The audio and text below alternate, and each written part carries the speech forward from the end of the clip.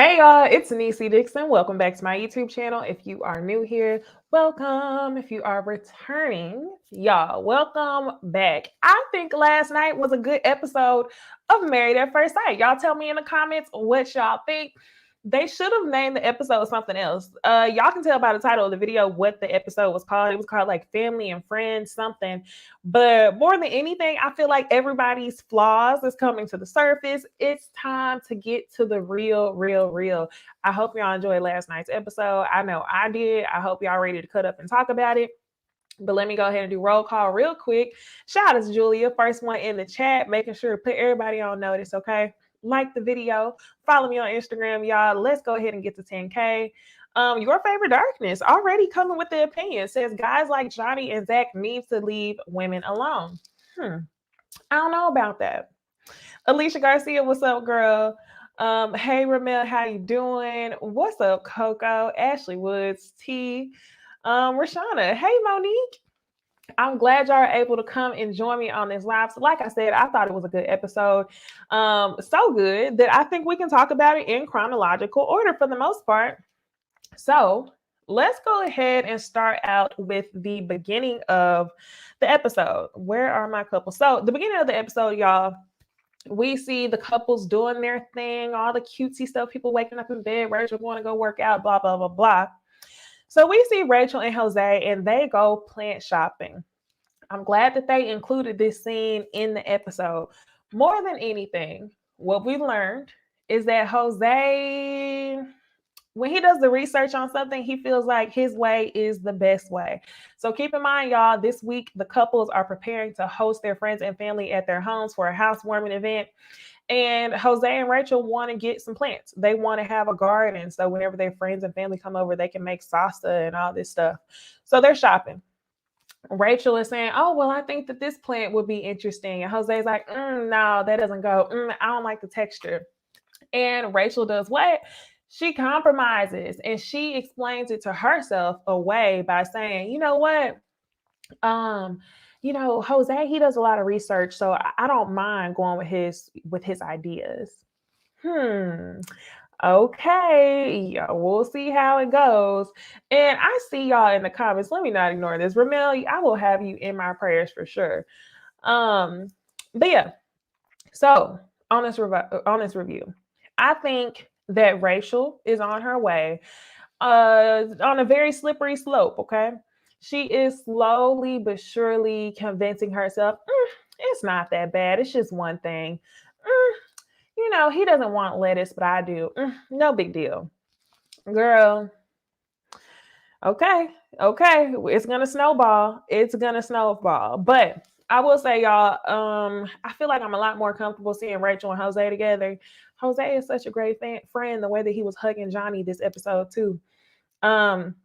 I think I'm leaning a little bit more towards Jose being Metro. If y'all are wondering what my meter is telling me, I think he's leaning a little bit more Metro, but we'll see, y'all. I guess the world will never know. Not our business, I guess. So while Rachel and Jose are plant shopping to prepare for their friends and family coming over, we see Michaela and Zach. Well, honestly, y'all, we just see Zach without Michaela. So Zach is meeting up with his friend Jerron.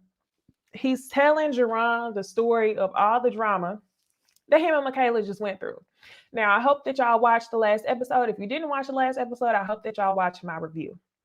Last week, Michaela, y'all, I told y'all who I was siding with. I'm not excusing Michaela's behavior. I told y'all I felt like Michaela lost her ish. She said she felt like she was abandoned because Zach left the house in the morning to take his dog to daycare, and he did not tell her where he was going. Zach's excuse, or his reasoning, I'm going to call it a reason because I don't see it as an excuse. Zach's reasoning for leaving the house and not telling Michaela anything is because Michaela said that she doesn't like to be woken up. But y'all, if you want to be really, really real, a lot of y'all ask good questions in the comments. If he wasn't just leaving, then why couldn't he just text her back? Fair. I honestly think that Zach is feeling a little bit overwhelmed by this entire process, similar to how Chris did last season. Not saying that these two men are the same at all. So don't go Chris. Not saying that. But I'm saying similar to how Chris left and was MIA for a little bit and needed a breather, I think Zach needed the same thing. I think he didn't want to wake Michaela up, but he also needed a break from Michaela's clingy ass. So he left with no explanation. Well, no explanation to Michaela, right? So we know Pastor Cal came to the house. They ended up being real cool. She's crying, telling the story of how she felt like, she was triggered because of the loss of her father. We thought they were cool, right? Unfortunately not. Michaela, after Pastor Cal leaves, says that she no longer wants to have the housewarming party. So Zach is just like, what the hell is going on? She's not participating in the housewarming party. And I feel like, yes, Julia, I think that Zach is already turned off. Zach, much like Johnny, I feel like is the type of dude where if something, too many red flags are popping up, bye. I'm just a swipe away from somebody else. And, I'm not upset with Zach because I think that this is too much too soon. And we're going to talk about the conversation that Michaela and Zach have later on in the video. But as of now, y'all, I don't think Zach is wrong, and we can talk about that later. I saw somebody say that they thought that Zach could have left a note. I don't know where that comment went, but either way, okay, here's one. It says she texted him asking if she took the dog, and all he can say is yes. I'm explaining to y'all what it is. Not only did he take the dog to the daycare, but he was trying to find a way out, a way to have a breather, a way for some alone time. So while he is bullshitting a little bit, I think that Michaela still acted a lot of it a fool. That's all I'm saying. And KA, I think her cussing him out is a lot. That's a lot. He's a grown ass man and you're cussing at him. So I have to watch the unfiltered episode. Like y'all said, he said that he explained everything, but I agree. I think he was trying to find a way to run. Ultimately, was Zach bullshitting? A little bit. Was Michaela overreacting? A lot of bit. Okay. A lot. She was doing the most. So now let's go ahead and move on to what these other couples are doing. Myrla and Gil. We see them pretty much this whole episode. We talked about budgets, y'all. And last episode, I told y'all that it didn't make any sense for Myrla to have so much designer in her tiny closet and have a tiny apartment whenever you could be using the money for other things, right? That's my personal opinion. There's no reason for me to have 50 pairs of red bottoms and be renting a 600 square foot apartment. But that's my preference, just like that may be Myrla's preference. So whatever. The other thing is, I feel like it wasn't until this episode to where I started to get annoyed by Gil in the constant conversations of what Myrla is spending, how much she is spending, and what she shouldn't be doing. Before I kind of understood where he was coming from, before I felt like it was much more of a compromise conversation. Now I feel like he sees it as a threat, or he's trying to chip away or embarrass her by bringing up how much she shops. And I don't think that that's fair at all because she saves, apparently. And we'll talk about that too. We're going to talk about the first half of the episode. We're going to talk about the meetup, and then we're going to talk about the good stuff in the last half of the episode. So they have conversations about, what are you budgeting for groceries, eyelashes? Myrla says she doesn't know what she budgets for groceries. I have to say I'm with you on that one. If you are able and if you are blessed to not have a budget for groceries, I'm not calculating that stuff. All I know is that when I need to eat, the food is going to have to be there. So that's one of the things that I never budget on. I never am tight when it comes to food. I go to Sam's Club, I go to Walmart, I go to Kroger, and my favorite, Aldi. I buy what I need to get. So for him to judge her for not budgeting for groceries, I was like, okay, funny. So now y'all, okay, y'all, did y'all hear Jamie jumping out of me? Oh, Lord, I cannot.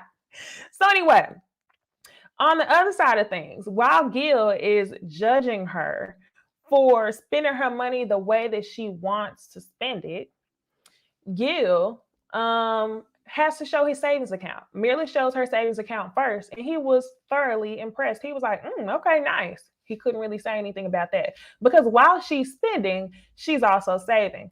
On the other hand, Gil shows his account, and I'm surprised Myrla didn't give us more with the facial expressions. Myrla was just like, okay, is that all you have?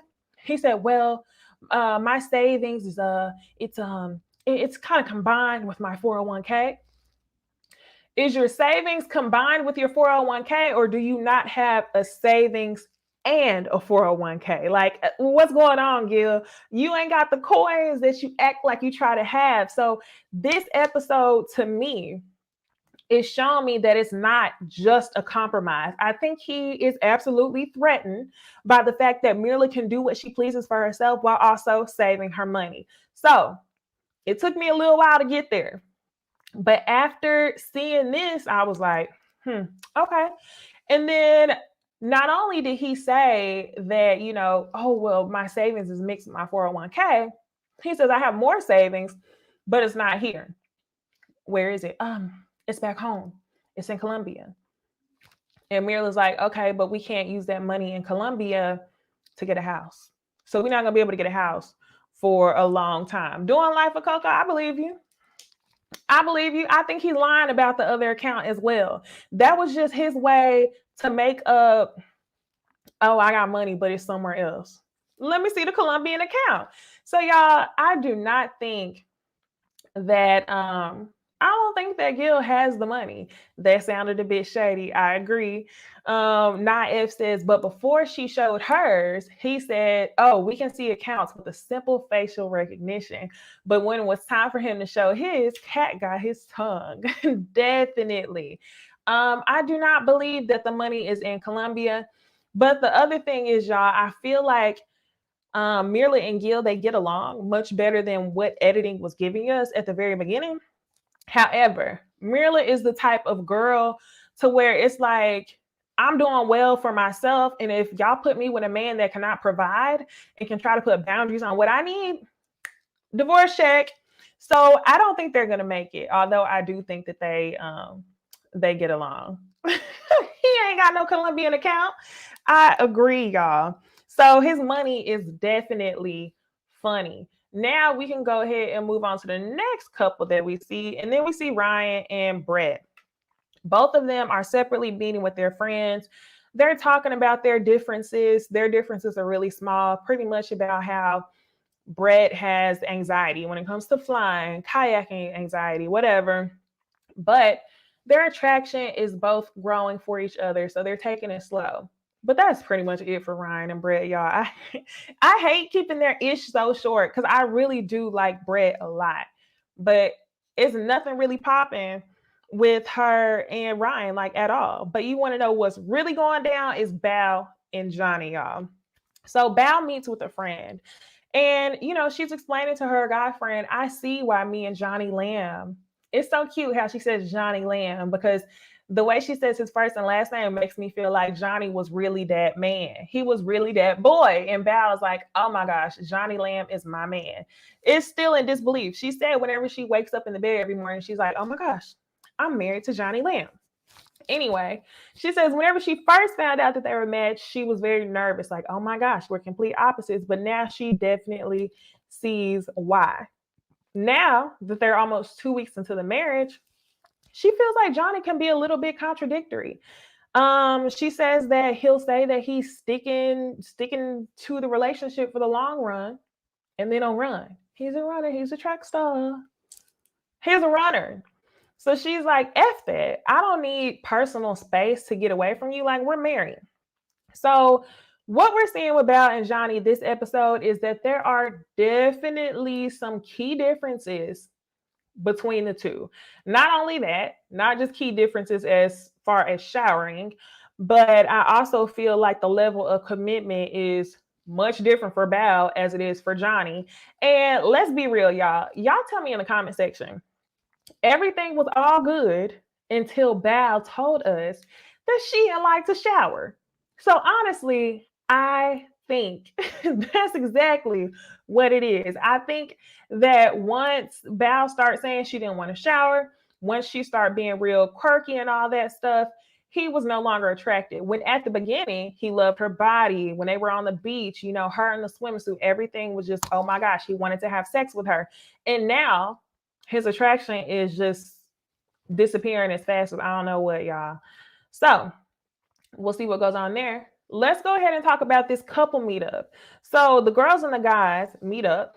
They're both having conversations. The girls are back at the clubhouse, and it looks like the guys are at a restaurant. And they're having conversations. They like to show the clips back and forth, back and forth. So Ryan, he asked the guys, do you feel like marriage is different than what you expected? Everybody's sitting there. The two that are particularly shaking in their boots are Zach and Johnny. Zach and Johnny are shaking in their boots because they don't want to answer the question. They don't want to explain that their marriage is already technically in shambles. They don't want to explain that. So the person to pick up and, break the awkward silence is definitely going to be Jose. Jose starts talking about, how much he loves Rachel, and they keep talking about how much they kiss and blah, blah, blah, blah. So on the other side of things, the girls are having the same conversation. How are things going? Michaela's sitting there lying to these people.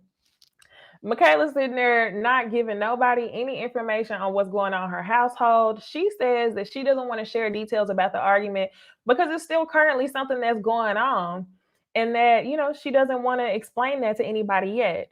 Sure. And you also don't want to explain that you showed your whole entire ass. What Michaela is doing, and I ain't going to give too much right now because we're going to talk about Michaela and Zach at the end. But what Michaela is doing, she, to me, seems like she's used to a level of toxicity, and she's used to having a level of mistrust in her relationships. So she's self-sabotaging. Absolutely. Yes, Monique. Michaela had her interview voice ready. Y'all, we did not see the same party girl that we saw on the bachelorette trip. We didn't see the carefree girl. We definitely saw the everything's great. Everything's good, love. No, it's not. So the other thing that the couple start talking about, Gil lets the guys know that there's still no kiss for him and Myrla. And then he explains again that if she does not kiss him within 8 weeks, that he will be asking for a divorce. Now, y'all let me know. I don't think that Myrla is fazed by this one bit. I think Myrla is going to take her time and kiss him when she's ready. And honestly, y'all, what if she wants a divorce? What if she knows, all I have to do is not kiss him? And yes, Ramel, the other thing is, the other person who was real hush when it came to the girls' meeting was Bao. Bao was talking a little bit about their differences, but she didn't say anything about what the differences were. As in, how many days a week do you shower? I was like, I said Bill. I was like, Bao, I know you're not about to sit up here and tell these ladies that y'all getting into it because you don't like to shower. So then they start talking about intimacy. Who's had sex? On the girls' side, Michaela put her thumb down. The only person who put their thumb up to confirm that they had sex was Rachel and Jose. So Michaela says, well, I feel like that's a private conversation. Like, I'm not about to tell y'all my business. On the other side of things, Zach is talking to the guys and said, Michaela's going to be mad at me for this, but we had sex. Okay, this is where I was like, Zach, you shouldn't have said anything. I could see if Zach and Michaela never had a conversation about what things they want to keep private, but he said, Michaela's going to be upset at me for this when she sees this. So Zach, why would you put your wife out there like that? Anyway, they are saying two contradicting things. Michaela's saying she ain't busted wide open. Zach is saying she definitely did. And it was funny because Gil had to point out, it's been 2 days. It technically has been 2 days because y'all have to keep in mind the number of days that Zach had already been quarantined. So I don't think that Zach should have said anything. Oh, well. So then they start getting into Johnny. Johnny's seemingly quiet. I'm telling y'all, Johnny is shaking in his boots. And he says, things are just, he doesn't know. And they said, well, are you attracted to her? Johnny took a long time to answer. And his answer was, somewhat. Somewhat. I was low-key feeling a type of way because I was like, well, damn, at the beginning, he kept talking about how fine she was. But then I was like, oh, yeah, she don't shower. I don't think that you could imagine eating papaya, as he joked at the end of the episode, if the papaya is on the way to being rotten. Like, girl, you can't come on national TV and say you don't shower, but then expect a man to get intimate with you when your parts ain't clean. It's hot box down there. So Johnny ends up walking away. He has a confessional time with the camera, and he's having a whole breakdown. He's sitting there, oh my gosh, Bal's married to me. And she's fucked because I'm fucked, and this and that. And he's definitely feeling, I think he's feeling all the anxiety of not only having an arranged marriage, but marrying someone who is known by your friends. You have to deal with that whole next level of anxiety. Bal's married to you. So I think in his mind, he already knows it's not going to work. In his mind, I think Johnny is already over it. And he's just saying that he's probably not ready for marriage. Tammy Talk says, Johnny needed therapy before going on this show. He wasn't mentally ready to be married and he's looking for it out. Yes. What I seen in that scene was Johnny looked like he was backed into a corner. He definitely was going through it. Nine says, I feel like his feelings are understandable, but he needs to cry it out, then make a plan of action. Don't drag Bao along. That's the hard part, which is why I feel like he's so anxious, because this is a show that's 8 weeks long. And I feel like he's now battling between, should I be the bad guy, seem superficial and end this early, or should I be honest, tell her how I feel, but also hurt her in the process and look like an asshole? So it's like, do I want to be assholey or asshole-ish? I don't know, y'all. So Johnny definitely had a breakdown. And whenever he had that breakdown, his friend Jose came out there to comfort him. He hugged him. And I was like, damn, this is really a sweet scene. Gosh, Johnny, I don't think you were ready either. And the only way I feel like Johnny can redeem himself is if he tells her how he really feels. I hate how he's so worried about how he's going to look that even whenever he's telling her that he don't really want her, he's still touching her, still acting like he's committed, but you're really not. That's why your words don't match your actions. Your actions is where you truly want to be. Your words, you're saying what you think that people want to hear. So, Johnny, do better. Just let the girl go at this point. So, after all the couples meet up, guess who come home gossiping? He like, girl, let me tell you what they was talking about down in the men's lounge. Girl, Johnny and Bao going through it. Meanwhile, you are still getting pecks on the cheek. Gil, this is what I don't understand. Why do these couples get on the show? They start gossiping about the other couples like y'all shit don't stink, or like it's not going to. It definitely is. Ramel, you are killing me. Ramel says, question, do you think that Jose likes Johnny? I do. That hug was weird. I don't think so. I actually don't think so. I think that was definitely a bro hug, surprisingly. But yeah, worry about your lack of kisses and stop moving your lips, gossip girl, okay? Definitely. He said, girl, let me tell you what's going on. So while they are, at home and he's re-spilling the tea to Myrla really isn't saying much, but I'm like, damn, I wonder if the couples talk to each other. Like, what if Myrla went back and told Bao what was said? Like, does this ever happen on the show? And if it does, I can't recall a time that it did. So while they're also at home, Myrla gets to meet Gil's mom. He is on FaceTime with his mom. They have a conversation in Spanish. And y'all, he can't have a conversation with his mom without trying to expose that Myrla is bougie. Like, it's kind of annoying because you can tell that Myrla and Gil have that really fun banter that was initially edited as Myrla being the villain. Now that we know that they're on kind of the same page, Gil cannot stop talking about Myrla being bougie, and I feel like he's doing it to embarrass her or shame her for the number of shoes she has, for this, for that. But it's like, really? Really? You trying to embarrass her for what she has, but if we had to walk around and pull up these accounts on the screen, I don't think you would want to play that game. Yes, Kelsey, it is extremely passive aggressive, and it's just giving me like very much insecure man syndrome.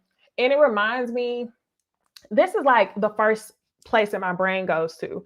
Have you ever like had a guy come up to you trying to talk to you, and instead of saying, "Hey, I think you're beautiful, I think you're a boss, I would love for us to go out," they come to you on some, "Oh, I bet you got all the hoes. Oh, yeah, you think you all that, huh?" What? I feel like that's what Gil is doing. Oh, she's bougie. What? No, I just got it like that. So now I'm kind of definitely seeing where Myrla is coming from. And if Gil brings up her money one more time in front of other people, that's the thing that's even more triggering for me. It's one thing for y'all to argue and disagree without argue and disagree as a couple. But for you to try to embarrass her in front of other people, I'm like, that's a mess. Carla, you are exactly right. Go ahead and like this video up, y'all. Y'all already in here watching it. And we haven't even gotten to the second half of the episode, the really good part. So go ahead and like this video up. We still got a little while, y'all. So that happens with Myrla and Gil. Now, y'all, let's move on to Myrla and Gil's housewarming. Speaking of him trying to embarrass her in front of people, he's talking about her closet, how many clothes she has. Myrla is explaining to Gil's friends that they have a fun banter, which is exactly what I was telling y'all. And then they start talking about finances. Gil's friend, to me, is low-key annoying. Now, if y'all go back and watch my review from their wedding, I told y'all that I thought Myrla was doing the most because Myrla tried to get an attitude with Gil's friends in the very beginning. Flip side, because y'all know the tables be turning, I feel like it is not Gil's friend's place to talk to you about your finances. So for him to speak up again and say, "Oh, well, Myrla doesn't want to change her lifestyle," he says, "Oh, well, it's not a lifestyle, it's just a compromise." While I do believe that they can compromise in some way, form, or fashion, I don't think that that's what Gil wants. I think Gil wants Myrla to live up to what he can provide for, which is a white refrigerator, which is not her stainless steel appliances. So I'm like, y'all got one more time before y'all keep talking about Myrla and her money. I'm honestly shocked at how patient she is being. And I think that's because she doesn't want to embarrass him. Because just like Nye said, what is he compromising? What is Gil compromising? If Myrla doesn't need to budget for groceries, then don't make her budget for groceries. I don't get it, okay? So now, the other thing he talks about in front of everybody, again, I honestly feel like some things should be left private. I think some things should be left private. As far as this conversation with the kiss, he says that if she doesn't kiss him in 8 weeks, he's going to divorce her. And I think that Gil believes that his only way of getting through to Myrla is if he embarrasses her. And it's annoying. Just like he tried to embarrass her in front of the guys with the 8-week kiss thing. Now you bring the information back to your friends and her friends talking about, she got 8 weeks to kiss me or else I'm going to get a divorce. Myrla don't give a damn. She can provide for herself. And if you're not the one, she going to be out. And it just is what it is. So Myrla's friend is there, y'all. I think he's cute, the cute friend. The one that said that he's like her brother and they've been friends for 10 years. Myrla, why haven't you talked to him? I said that in the wedding episode. Why haven't? So he takes Gil outside. They have a conversation. And Gil, to me, is funny because he seems nervous in front of Myrla's friend. He says, have you ever seen Myrla in relationships? Have you seen her be affectionate? And he's like, no, I don't see any PDA. I see things taken slow. I haven't seen anything in 8 to 10 years. So Gil is shook by this. But for me, not so much. I understand where Myrla is coming from, but then I don't. I think that these couples mess themselves up because they come on the show and they get into the mindset of, oh, this is a stranger. But it's like, you didn't sign up to be with a stranger. You signed up to find a husband. So instead of him being your husband, instead of him being a stranger, he's now your husband, which I feel like Myrla should be embracing. However, in the real world, I literally am just like Myrla. I hate PDA. I don't do all that. I feel like hugging and kissing and hand holding, lace fingers, and all that stuff in public is hella embarrassing. That's just me. Okay. Maybe I'm weird, but I understand where Myrla's coming from. I think that she's going to have to break that when it comes to this marriage. Um, but yeah, I also feel like it's as simple as her saying she don't like him. I think she likes him a little bit, but not enough to really commit to this. So she's better off taking it slow than being all the way in. And lastly, y'all, Gil, his friend is overstepping, talking about finances. It's hella annoying. Myrla, hats off to you because you have been patient as hell, because I know I wouldn't be. So now we can go ahead and talk about Bal and Johnny. Johnny has a conversation with Bal the night before the housewarming. He tells her that he doesn't know if he's truly ready for marriage. He's basically ready to cry. So after he dumps that bit of information on her, he's hugging her. He says to her, let's not talk about it now. We can sleep on it and talk about it in the morning. I hate when people do that shit. If you come to me with some big information or anything like that, no, we're going to talk about it. You get to say what you get to say, and then you want me to wait to respond?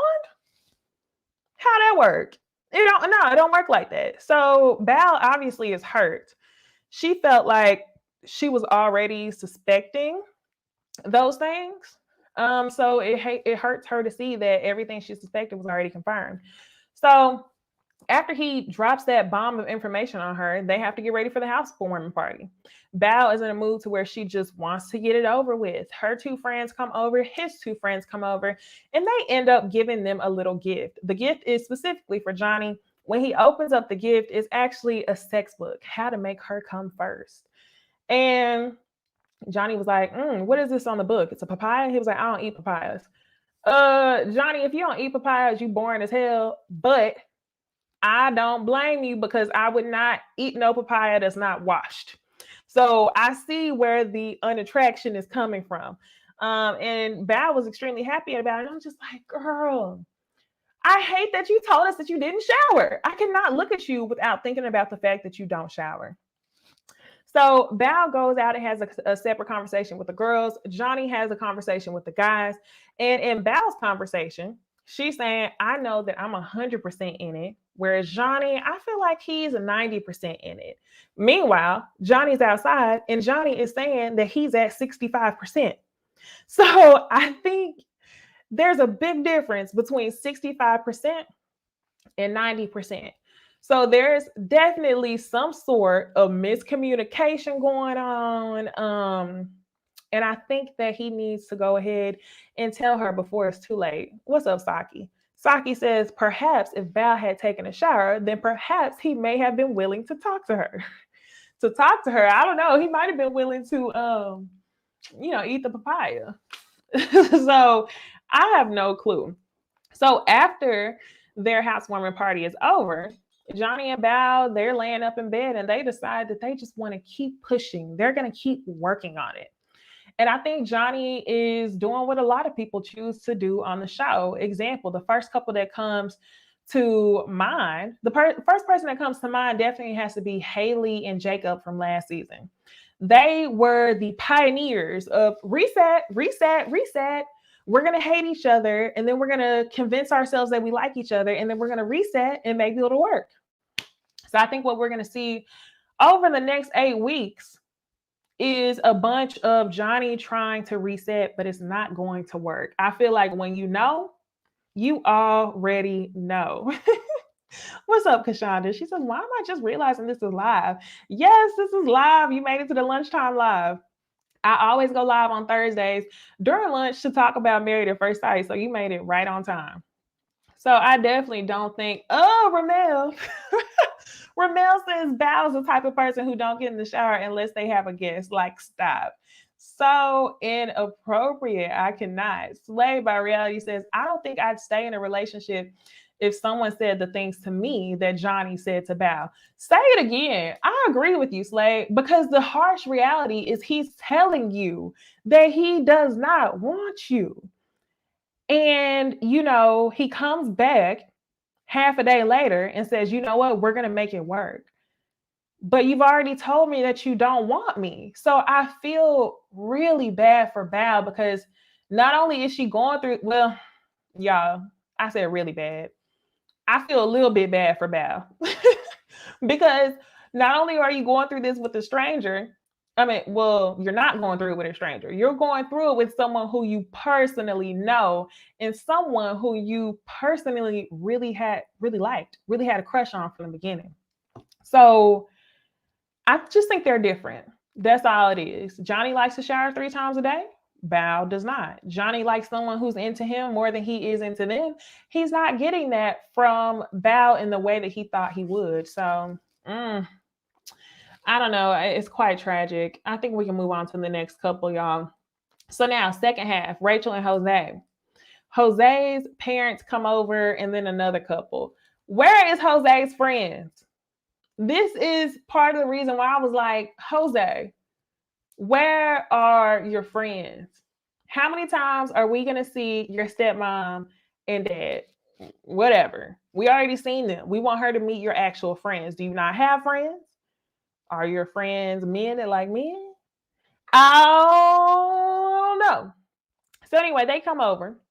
And again, they start talking about finances. This is some of the things that I felt like should have been kept a little bit private. I think they could have talked about things high level, but Johnny, Jose is feeling himself so much that he had to show everybody his whiteboard.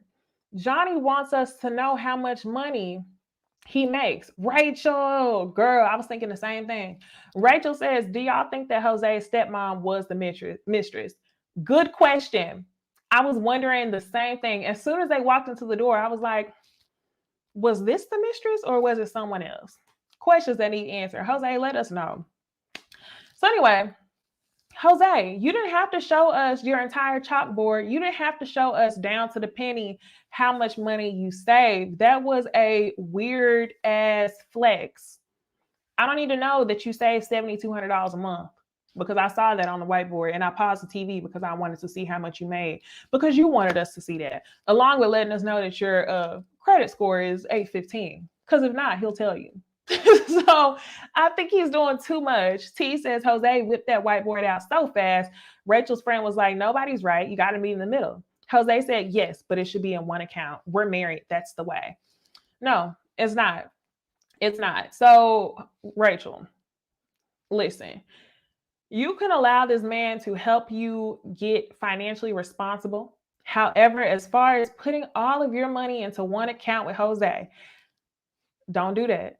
Don't do that. You will be asking him if you can buy, 3-ply toilet paper versus 2-ply. He gonna be like the dad off everybody's hey Chris. So don't do it. Rachel, if you love the freedom of spending your money how you like to spend it, do not give it all to Jose. Do not. But ultimately, I think that's all we got from Rachel and Jose. Now I think we can move on to the boring couple. Second half, Ryan and Brett. So their friends come over. Really, they're on 2 different accords, but acting like they're on the same accord. Ryan wants things to go much faster. Ryan wants to knock boots. Brett is not ready to do that yet. Brett is focused on growing a friendship. Ryan is okay with being friends, but that's not ultimately what he wants to do. So as of now, they're going to take things slow. They keep talking about attraction. So I feel like it's only going to be a couple more episodes before Ryan and Brett have sex. The other thing I thought was really interesting was Brett said that she thought that Ryan was like superhero fine. She said he looks like an action figure doll. I think that is cute that you think that. That's all that matters. Okay. So that's all we got from Ryan and Brett. Lastly, y'all, we can talk about Michaela and Zach. We can get down to the real. Okay. So, Michaela's at the house. I guess apparently after saying that she canceled the housewarming party, now all of a sudden the housewarming party's back on. She's very hot and cold, this and that. Oh, Michaela's like all over the place. She lives in a level of chaos, toxicity in her relationships, and I feel like we can see it. I think she has a lot of insecurities when it comes to trusting men. She said it herself, but you can see it with her actions, and you are self-sabotaging before things can actually be good. And they should have, I think that they paired you with Zach thinking that Zach was a lot more patient and forgiving than what he actually is. I think that Zach is just very calm for the most part, and he doesn't have time for the nonsense. So while the experts probably thought that you could act an ass and Zach would be forgiving, what we're saying is that Zach is saying it ain't shit she can do to make the relationship work, y'all. So Michaela and her friends are setting up for this housewarming party, and Zach is not there yet. Zach and Jerron later on show up, and this is whenever the party gets started. Zach ends up having a conversation with Michaela's friends, and he ends up being 100% real. He tells them about the situation. He says, "What I cannot get with is her canceling the housewarming party. It's one thing after the next." And he said, "Honestly, if this is something that's normal or continues, I don't think we're going to be able to make it." And when he said that, I was like, damn. But at the same time, I was like, you know what? That's real, because nobody has time for that level of chaos in their life. Who has to babysit you and do mental check-ins to make sure that if he sneezes wrong, you don't pack up all your shit in IKEA bags and leave. So anyway, her friends end up telling him, it's actually not normal. It's just you're gonna see her act a way that's not really her until she feels like she can trust you. I don't believe her friends, y'all. I believe that this is who Michaela really is. I just think that this is the Michaela that her friends aren't going to see, because her friends are not in a relationship with her. And I don't think that this Michaela is who the public sees in general, but I think that this is something that Zach would have to deal with if he decides to stay for the long term. So I don't blame you at all. Her friends try to reassure him that it's not normal. Next, Michaela and Jerron. Michaela's having a conversation with Zach's friend Jerron, and she is already so apologetic. She's like a Sour Patch Kid. I don't have time for no Sour Patch ass woman, grown ass adult with the hot and coldness. I don't. So Michaela ends up saying that she knows that she can't do vindictive things and then just apologize. So she says that she's learning and that all it takes is communication. And, Zach is such a great guy, blah, blah, blah, blah. So as Michaela and Zach have their separate conversations, ultimately what they get from each of the friends is that they both need to work on communication. Okay, easier said than done. So after the housewarming party, she's apologetic to Zach for her behavior. She apologizes. I think it was a pretty good apology, but I feel like it was honestly too little too late. You're grown. You know right from wrong. What are you? No, I'm good on it. Keep your apology, right? So Zach says, "I hear you, but I'm honestly afraid to tell you how I feel because you might snap." And when he said that let me know that he's already scarred. He's already feeling like, I can't share anything with you because it's going to be used against me. You're going to pack all your bags, you're going to leave. And at this point in time, that's who he believes Michaela is. So Michaela can no longer, I'm sorry, we're good now. He's to the point to where it's like, nah, you done did this too many times back to back, and I am over it. Like Monique said, Michaela is a professional apologizer. And then Tina says she goes from 0 to 100 in an instant. Yes. Okay. Darcy said when Michaela said, "I have to tell myself not to be vindictive," Jaron said, "What?" I had to rewind. Yeah, definitely. Jerome was like, "What are you talking about? Sabrina, I'm with you all the way. Zach has already checked out." Zach is like, "No, I'm good on it. You show me who you are." He also said that he had a history of dating women like that who were hot-headed. Now, y'all, I don't know if it was just me, y'all. I may just be making an assumption. I may just be reaching. Comment below and tell me what y'all think. Zach was raised around all white people. Do you think that the manner in which the angry black woman argues is something that's a turnoff to Zach? And that's not me saying that all black women are angry black women. But majority of the black women I know, when they argue, is very much I'm packing my bags, you a motherfucking lie type stuff. So I think that Zach is not attracted to that. So do y'all think that Zach specifically asked for a black woman? Or do y'all think that he is here for the white queens, Latina queens, and everything else? I don't know. I don't know, y'all. And that's no way, shape, or form me trying to say that Zach is wrong for feeling the way he feels, because I do feel like Michaela is perpetrating the angry black woman stereotype. I really do. I really do. So y'all tell me. Jamia says, I think it's a turnoff because his mom is a lawyer. Healthy communication is probably what he grew up around. I think so too. I don't know. Kayla says she thinks that he asked for a black woman. Nye says, maybe.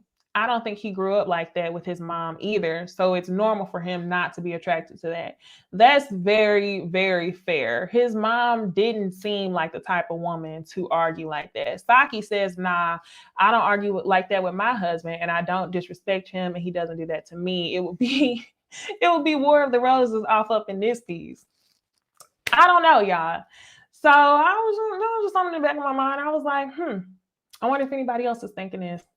So yeah, definitely, I think they got their stereotype. I kept hearing before this show aired, finally Married at First Sight got their angry black woman stereotype. And I was like, people are reaching. People are reaching. People just want Michaela to be that person. But I think that's definitely what we're seeing. That's definitely what we're seeing. Lyric's mom says, I definitely think they're editing the angry black woman stereotype, but Michaela is giving them a little evidence. That's what I'm saying. I agree with you, Lyric. I think that it is definitely being edited. However, it's not hard. They're only editing what she's giving them. And keep in mind, y'all, we have not even gotten to the huge blow up where she's in the hotel room slamming doors with her two-piece pajama suit on. We haven't even gotten to that. So I'm honestly very afraid to see where this comes from. So Michaela's still apologizing. But Zach, I didn't know. I didn't know. Maybe I would have done it. I didn't know. What do you want me to do? I didn't know. Zach said, you ain't got to do shit. We just got to take a step back. He said, are you staying here tonight? She said, yes. And he said, okay, well, I'm not. I'm about to leave. We need time apart. So honestly, I don't blame Zach. I think Michaela's doing the MF and most. And I don't think that Michaela's a bad person. I think that Michaela definitely just needs some self-work. And I keep telling y'all, like I told y'all last season, y'all need to put these people in individual therapy before you bring them on the show to marry somebody. Because these people are not, they might be good on paper, but a lot of these people carry trauma that would make them not suitable for marriage. So I think like that would help the entire abandonment issues. That would help the way that Michaela blows up. So y'all gotta do something. Ramel says maybe that's next episode. Hopefully, he's hoping that the blow up is next episode. I honestly hope not. I think that we need a little bit of time in between this last blow up before we get to the next one. So I hate it. Rashana says, Pastor Cal said that they see psychiatrists in the screening process, but they need work sessions. I feel like the psychiatrists that they see in the process is just to verify that they aren't mentally ill. I don't think that they're doing any therapy to actually, do self-work. And Pink Petals, I agree with you 100%. Her family has pacified this behavior so much so that they gave it a nickname. So I don't know. KA says Married at First Sight is purposely picking Black people that don't act right, in my opinion. I've heard that before. I don't know if that's the case. I honestly don't know. I'm thinking about previous seasons. We had, so Michaela is the person acting as this season. Last season, of course, it was Chris and Paige. The season before that, it was Taylor and Brandon, Miss Brandon. The season before that, oh no, the same season, it was Michael, the liar. But then we also had that one guy show his ass. You remember Mindy and Zach? Zach showed his ass. So I honestly don't know. It makes for good TV. I agree with y'all. And Rashana agrees with me, therapy sessions.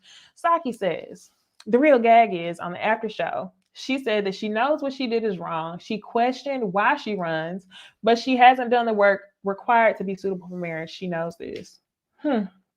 We'll see, y'all. We'll see, y'all. I just wish the couples the best, y'all.